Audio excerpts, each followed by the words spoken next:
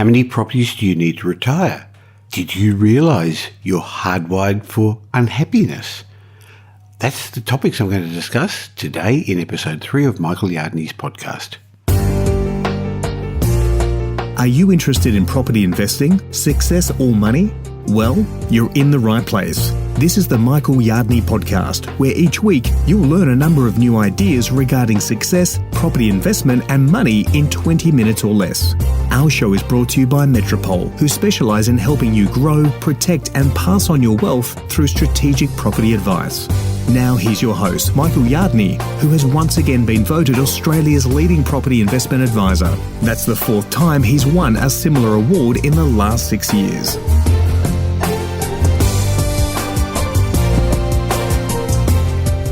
Thanks for joining me on episode 3 of the Michael Yardney podcast. Today I'm going to answer the question that's frequently asked of me: how many properties do I need to retire? Well, let me tell you, it's the wrong question, but I have got an answer for you. I'm also, in Michael's mindset moment, going to have a chat with Tom Corley, the co-author of my best-selling book, Rich Habits, Poor Habits, because I recently read a study that Tom was talking about that we're hardwired to be miserable. Now, that didn't make me happy at all. Maybe I'm hardwired to be miserable. I didn't think I was. So we'll find out a bit later on in today's podcast what Tom means by this, and interestingly, why it's good for us. Have you ever wondered how many properties you're going to need for financial freedom? I found that while most property investors hope to one day replace their personal exertion income with cash from their investment properties, most really haven't put a strategy together to achieve their goals. So just how many properties does it take to enable you to quit your day job and live comfortably?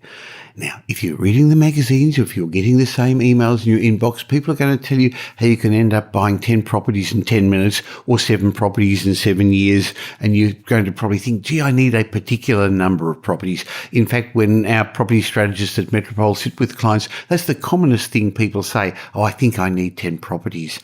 It's the wrong answer. So just how many properties do you need then to quit your day job?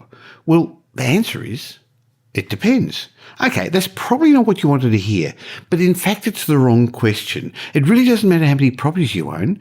It's got more to do with the value of your assets and how hard your money is working for you. Now, why do I say that? Because I'd rather own one Westfield shopping centre than 50 secondary properties in regional Australia. Unfortunately, a lot of people are keen to accumulate a lot of properties. And if you're going to accumulate a number of cash flow positive properties, you're not going to get the cash flow that you require to be able to live off at the end of them. Now, go right back to episode 1 of Michael Yardney's podcast and you'll find out what makes an investment grade property. But the trouble is, if you acquire lots of cheapy properties, you're probably going to be chasing your tail managing them the whole time. They're more likely to be in lower socioeconomic areas where there's going to be more challenges and difficulties in the long term. And I'd rather you own a smaller group of investment grade properties than lots of secondary properties. So I'd rather you go back a step and have a little bit of a think about how are you going to replace your income in retirement age. And I found most investors don't actually think about how that's going to work. They don't have a strategy. They don't have a plan. They just buy properties and hope it's going to happen one day. And in general, it doesn't. Other investors think they can live off their rental income. Yet I rarely see this happen. I've dealt with hundreds and hundreds of investors, and there's only one or two, and this was years ago in the early days of my investment career, that I found people could live off their rental income. It's just too hard to grow a portfolio of cash flow positive properties of sufficient size today in today's lending environment to replace your income. On the other hand, the wealthy investors I deal with have built a cash machine by growing a substantial asset base of high growth properties, and then they lower their loan to value ratios so that they transition to the next phase, the cash flow stage of their investment life. So if you want to become financially independent through property, step 1 is that you need to build an asset base first. And then once you've got an asset base, and that takes a couple of property cycles, it doesn't happen overnight, then you can slowly lower your loan to value ratios, and you may end up up with paying off your debt? But the answer is you probably won't, but you'll have a comfortable loan to value ratio that you'll be able to service your debts and have sufficient to be able to show the banks that you've got the ability to borrow more equity. Look, I'll explain that in a bit more in a moment, but the concept is step one, build your asset base. Stage two, transition to a lower loan to value ratios. Stage three of your investment career, start living off your property portfolio. So how do you lower your loan to value ratios in that transition stage? Well, one way is just to stop or slow down your property buying so that while the value of your property portfolio keeps rising, your loan to value ratio gets less because you're not adding more debt. Or another way is by manufacturing some capital growth and manufacturing some rental income through renovations or development. Of course, you could also start paying principal and interest once you're in the transition stage to slowly lower your loan to value ratio. Now, I'm not licensed to give you superannuation advice, but I know some people sell up some of their assets in their self-managed super fund or their industry super fund when they get into pension mode, into retirement mode, so that they don't have to pay capital gains tax, and then they can pay some of their debt off their properties, again lowering their loan to value ratios. And sometimes you've got to sell a property or two. Now, I don't mind that. You've built the portfolio not to own them all. You've built it to give you the lifestyle you require. And if in the process of that, you've got to sell some to get your loan to value ratios comfortable, well, nothing wrong with that. Of course, as you're getting closer to retirement and getting to the point where you're going to live off your portfolio, adding cash flow positive properties helps. But rather than buying secondary properties, secondary residential properties, I like adding commercial properties to your portfolio to help balance out the portfolio. So the first stage of wealth creation always involves building a substantial asset base. Now, I know there'll be somebody listening to this podcast saying, Michael, can't I just live off the rent? Let me give you a good example. It's hard to say numbers over a podcast, but let's see if we can work it through in our head. Let's say you want an annual income of $100,000. How are you going to achieve that? How many properties are you going to need? If you plan to eventually pay down your debt and live off the rent, you're probably going to need at least $4 million worth of properties with no mortgage to get that $100,000 income. Plus, you're going to need your house.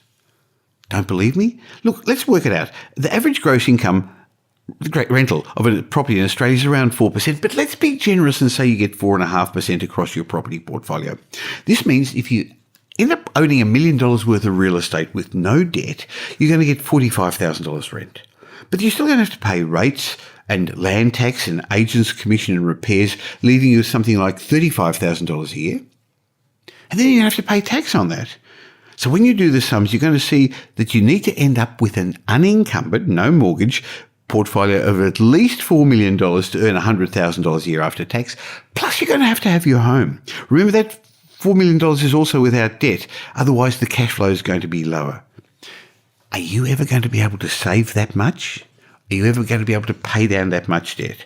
So the answer is buying a cash flow positive portfolio, growing a cash flow positive portfolio to live off from your rents just doesn't work. It should be clear to you by now that it's not worth pursuing that. In my mind, the only way to become financially independent through property is to first, I keep saying it, grow an asset base by buying high growth properties and then transitioning to the next stage, the cash flow phase, by lowering your debt, but not necessarily paying it off completely. Here's how it works. Look, let's fast forward, I don't know, 10, 15 years. I don't know how long you need. I don't know where you are at the moment. So you've got your own home. And let's imagine you've got a $5 million property portfolio, well-located properties, some in Brisbane, some in Sydney, some in Melbourne. And if you had the typical 80% loan-to-value ratio, you'd be negatively geared. On the other hand, if you had no debt against your properties, you'd have strong positive cash flow, but you'd be foregoing the benefits of leverage. Now, somewhere in the middle, and I'm not sure exactly where it'll be depending upon your portfolio, but maybe at 50% loan-to-value ratio, your property portfolio would be self-funding. The rents would pay the mortgage and the outgoings. Look, you may even have a little bit of leftover, some cash flow left over to service some debts or do something, but not enough to live on, not to get your $100,000 that you want. So if you think about it, amassing a $5 million portfolio with a 50% loan-to-value ratio, at $2.5 million debt's going to be much easier to do than actually paying off all the debt. Now, let's imagine it was at, let's say 40% loan-to-value ratio. So you had reasonable cash flow coming out. Again, not enough to live off, but enough to go back to the bank and say, look, Mr. Bank Manager, I've actually got a self-funding portfolio. It's not reliant on me working. Plus, I've got enough income left over to show serviceability. I can borrow a bit more. Could you please lend me another $100,000? And that way you'd increase your loan-to-value ratio slightly from $2.5 to $2.6 million. Not a lot considering you've got a $5 million property portfolio and your home. Now, the good news is you don't have to pay tax on that $100,000 because it's not income. But you would have to pay interest, and the interest wouldn't be tax deductible because I'm suggesting you're using it for your personal expenses, to living expenses. But it means that after paying the interest, you'd be left with $95,000 and no tax. Now, that sounds okay. So crunch the numbers at the end of the year. You've eaten up your $100,000, but in a good year, your $5 million portfolio, in a great year, it may have gone up $500,000, 10% growth. That's a great year. But in an average year, it may have gone up $400,000. In a bad year, it may have only gone up, I don't know, $150,000, $200,000. But of course, your rents would have also gone up because your properties have increased in value. So sure, you've used your $100,000 that you borrowed. But because your portfolio has risen in value, along with the rents, your loan-to-value ratio is less at the end of the year than was at the beginning. So you finish up the year richer than you began with. So you've truly got a cash machine, and you can do this over and over again. Does this really work today? Well, the answer is in the old days, living off equity was much easier. You could go along before the global financial crisis and get low doc loans or no doc loans, and as long as your properties increased in value, the banks would lend you more money. Sure, it's harder today, but it's definitely doable. I know a lot of our clients are doing it, and you have to lower your loan-to-value ratios enough, though, to show serviceability to the banks. Now, needless to say, you can't do this overnight. It takes time to build a substantial asset base and a comfortable loan-to-value ratio. But if you take advantage of the magic of leverage and compounding and time, it happens. Now, I'll go into more detail in a future podcast, but you wouldn't ask for $100,000 either. You'd boost your loan-to-value ratio as much as you can. So maybe you'd ask for $300,000. So give you 3 years living expenses. And next year you'd go back and say, look, Mr. Bank Manager, just refinance my Melbourne portfolio because the Sydney one and Brisbane haven't done too well. And the year after you'd maybe just refinance the Brisbane portfolio. And then, every cycle there'd be 2 or 3 years where you just couldn't go back to the bank, where things are tighter, where things are more difficult, just like they are at the moment. So it's a finance strategy. As I've often said, property investment's a game of finance, and successful investors buy time, not just properties. Similarly, they've also got an asset protection plan because this strategy depends on the growth of your portfolio and your ability to ride the property cycle. This means, apart from building your property portfolio with high growth properties and adding value, you need an asset protection plan to see you through the ups and downs. Because over the next 10 years, we're going to have some good times, we're going to have some bad times. There's going to be periods of high interest rates, periods of low interest rates. We're going to have periods of strong economic growth and periods when, we're not going to have some bad times, some downturns. Property values, even in the best areas, will drop a little bit at times. So savvy investors count on the good times, but plan for the downturns by having an asset protection plan, as well as a finance strategy and a tax strategy to make sure that they set up themselves up in the right structures to see the ups and downs going on. Don't get me wrong, while I've made gaining financial freedom through property investment sound simple, it's not easy, and that's not a play on words. Fact is, around 50% of those who get into property investment sell up their properties in the first 5 years. And those who stay in property investment, 92% never get past their second investment property. So if you want financial freedom through property investment, if you want to be able to fund the lifestyle of your dreams, you're going to have to do something different to what most property investors are doing. You're going to have to listen to different people to who most property investors listen to. You're going to need to set yourself up with some goals. You're going to need to follow a strategy that's known, proven, and is trusted. And then slowly grow your investment business one property at a time. Now, of course, you're going to need to buy the right sort of properties. And as I've explained in episode 1 of this podcast, an investment-grade property has a level of scarcity, meaning it's going to be in continuous strong owner-occupied demand, because that's what pushes up values. And it's going to be the sort of property that will be in demand by tenants because they subsidise your mortgage. It's going to be in the right location, one that's going to outperform the long-term averages, and it's going to be one to which you can add value as well. So there you have it. How many properties are you going to need to fund your retirement? I haven't given you an answer, have I? Well, I haven't told you a number of properties. What I've explained to you is a system, a strategy that works. You need to build a big enough asset base, and depending upon how much money you want to live off your portfolio, we're actually going to have to decide how big an asset base you're going to require. As a special addendum to this podcast, on the podcast page, I'm going to give you a link to my living off equity calculator where you can do the sums yourself. So go to michaelyardneypodcast.com, and at episode 3, go and have a look. You'll be able to find a link to download a calculator that you can do the sums yourself to understand how you can live off the equity of your property portfolio.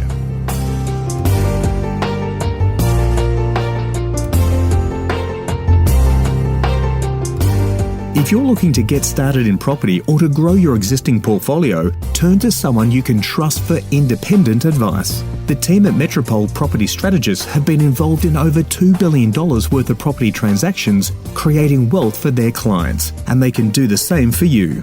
They don't sell property, so their advice is independent and unbiased. Metropole can devise a strategy, their buyer's agents will buy your property for you, or you could use their renovations team, property development or portfolio management services. Arrange a time for an obligation-free chat at metropole.com.au. Now here's Michael's mindset message. Remember, a change in your thinking will lead to a change in your life. I recently sent an email to my database asking what topics you'd like me to discuss on my podcast, and clearly the psychology of success, the mindset of successful property investors, entrepreneurs and business people was very, very high on the list, and that's why each week we have Michael's Mindset Moment. This is a slightly longer moment session though, because I've got a special guest from the United States, the co-author of my top-selling book, Rich Habits, Poor Habits, and I caught up with him a couple of weeks ago within a conversation about a blog that took me by surprise. So here's what we talked about. Welcome, Tom Corley. It's good to be back, Michael. Now, Tom, I read something that you wrote a short while ago that was pretty controversial, and I'd like to get some better understanding of it. Because what I read from you was that your suggestion was we're all hardwired to be miserable. Now, that was a bit of a punch in the gut, but I think you said a psychology professor did a study and said we're hardwired for unhappiness. What's all this about? Yeah, so this kind of caught me off guard, but once I read through the study, David Buss, who's a professor of psychology with the University of Texas, so he had this study where he was looking at unhappiness, people who are unhappy in general. And what he found was, through his background in psychology and neurology, was that we are hardwired, meaning we are born to be miserable and unhappy. Now, you might say, well, that I disagree with that. Well, before you say that, let me explain why we are born that way. You see, we happen to be the most successful species on the planet. One of the reasons we're the most successful species on the planet is because we're always striving to improve and to better ourselves. We have this itch, that's this scratch that we just can't scratch enough, and it's unhappiness. Our brains are hardwired to be put us in a state of constant agitation. We have these moments of happiness, and here's an important point. They're moments because through evolution, what I guess the human fabric, the way that it is, evolution realized, hey, if we as human beings are going to be successful, we can't be happy all the time, because if we are happy all the time, we're going to stop trying. We're going to become complacent. So once we achieve something that makes us happy, it's this most unfair act of evolution, but it pushes our happiness away and reverts us back to our happiness baseline, which is really unhappiness. So now we're unhappy after we bought this beautiful car that we've owned for about 2 months. Now it's just a car to us. Or we bought this beautiful real estate on, the coastline in Brisbane there. And after a couple of months, well, it's just another piece of property that we own. That's just the way our brains work. We're hardwired to revert back to our happiness baseline, or to a level of what I call misery, constant misery. And that's a good thing, because then we're going to look for something else that will help us become happier. And that's usually something that forces us to grow and expand and to achieve. That's interesting, Tom. I hadn't realised that before until you brought this up. So really, if we were always happy and comfortable, we'd pack up our tents and stop trying to improve. But being hardwired for unhappiness is why we compete, why we chase dreams, why we go to college, why we want to start a new business, why we're prepared to sacrifice something to get a better future. And that's actually, I guess, something that's unique to humans compared to other species. It drives us to the next level.